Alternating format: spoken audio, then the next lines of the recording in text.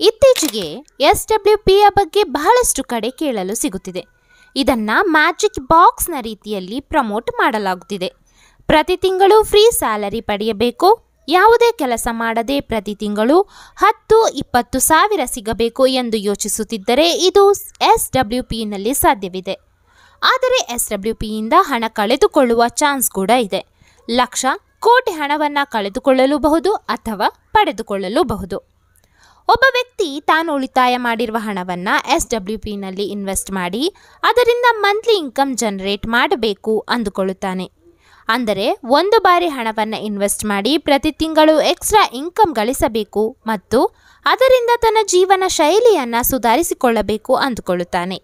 ಹಾಗಾದರೆ SWP ಅಂದರೆ ಏನು? Systematic withdrawal plan.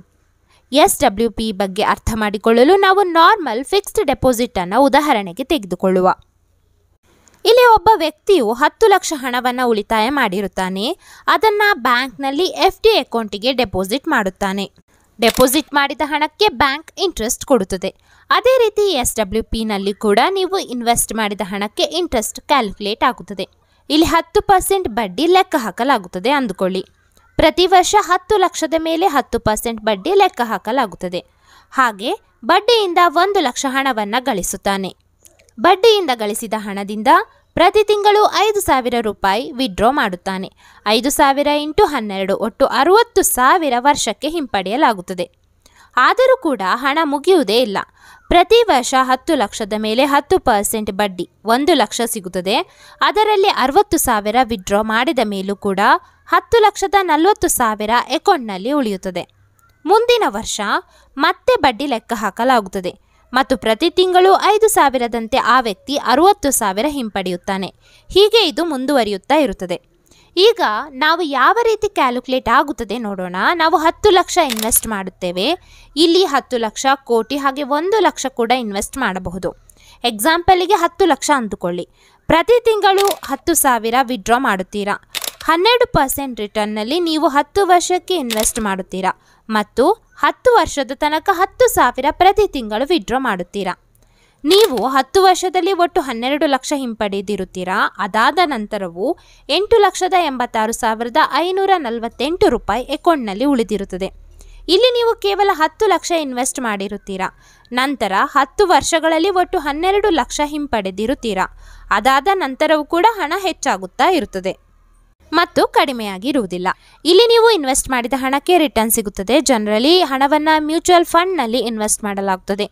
ಅಲ್ಲಿ ನಿಮಗೆ ಅರೌಂಡ್ 12% ರಿಟರ್ನ್ ನೋಡಬಹುದು. ಮುಂದಿನ ದಿನಗಳಲ್ಲಿ ಇದು ಹೆಚ್ಚಾಗಲೂಬಹುದು ಅಥವಾ ಕಡಿಮೆಯಾಗಲೂಬಹುದು. ಮಾರ್ಕೆಟ್ ಯಾವ ರೀತಿಯಲ್ಲಿ ಮೂವ್ ಆಗುತ್ತದೆ ಆ ರೀತಿಯಲ್ಲಿ ರಿಟರ್ನ್ ಸಿಗುತ್ತದೆ.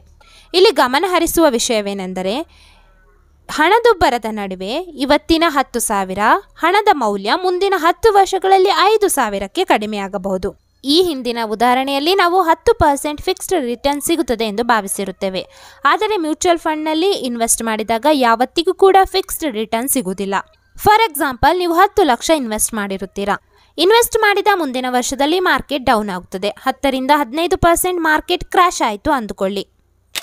ಆಗ ನೀವು ಇನ್ವೆಸ್ಟ್ ಮಾಡಿದ 10 ಲಕ್ಷ 8.5 ಲಕ್ಷಕ್ಕೆ ಕಡಿಮೆಯಾಗಬಹುದು.